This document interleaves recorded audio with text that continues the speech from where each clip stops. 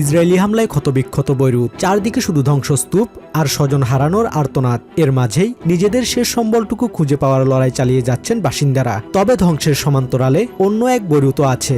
দীর্ঘস্থায়ী উত্তেজনার মাঝেও স্বাভাবিক জীবনে ফেরার চেষ্টায় সমুদ্র তীরে সময় কাটাচ্ছেন কেউ কেউ।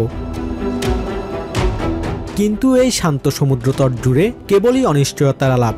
সবার দৃষ্টি ইসলামাবাদের শান্তি আলোচনার দিকে। লেবানিজদের একটাই চাওয়া, শান্তি প্রক্রিয়ায় লেবাননকে অন্তর্ভুক্ত করতে হবে।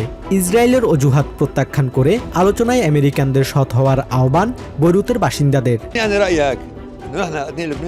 আমার মনে হয় লেবাননকে স্রেফ অজুহাত হিসেবে ব্যবহার করছে ইসরায়েল। আমেরিকা যদি আলোচনায় সৎ হয় তবে লেবাননকেও এর অন্তর্ভুক্ত করতে হবে। তা না হলে ইরান কোনোভাবেই এটি মেনে নেবে না। আর সমঝোতা না হলে আমরা আরেকটা যুদ্ধের দিকেই এগিয়ে যাব। আগামী মঙ্গলবার ওয়াশিংটনে ইসরায়েল ও লেবানন প্রতিনিধিদের বৈঠকের কথা রয়েছে। প্রেসিডেন্ট ডোনাল্ড ট্রাম্প চাইছেন হিজবুল্লাহ ও ইসরায়েলের মধ্যকার কয়েক সপ্তাহের সংঘাত থামাতে। আর এই যুদ্ধবিরতির ওপরই নির্ভর করছে পাকিস্তান বৈঠকের সফলতা। অন্যথায় আলোচনা সফল হবে না বলে মনে করেন লেবানিজরা। এই যুদ্ধবিরতিতে লেবানন অন্তর্ভুক্ত না থাকলে এটি সফল হবে না।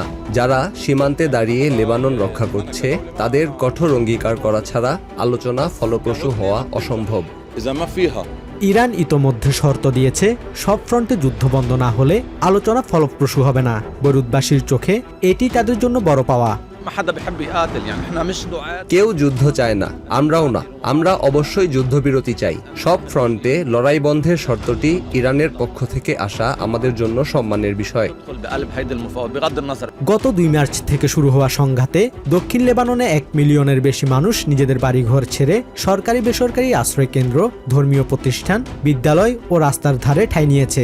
ইসরায়েলি বাহিনীর হামলায় প্রাণ হারিয়েছেন প্রায় 2000 মানুষ। 6000-এর বেশি আহত রোগী নিয়ে সংকটের মুখে পড়েছে দেশটির চিকিৎসা ব্যবস্থাও। সংঘাতের জেরে বিপর্যস্ত লেবানিজদের চাওয়া এখন নিজেদের ভূমিতে নিরাপদে বেঁচে থাকার। ইসলামাবাদ থেকে ওয়াশিংটন কূটনীতির এই দীর্ঘ দৌড় শেষ পর্যন্ত লেবাননের আকাশে শান্তির পায়রা ওড়াতে পারে কিনা সেটি এখন দেখার অপেক্ষায় লেবানিজরা। Basudebnath, TVN 24 news desk.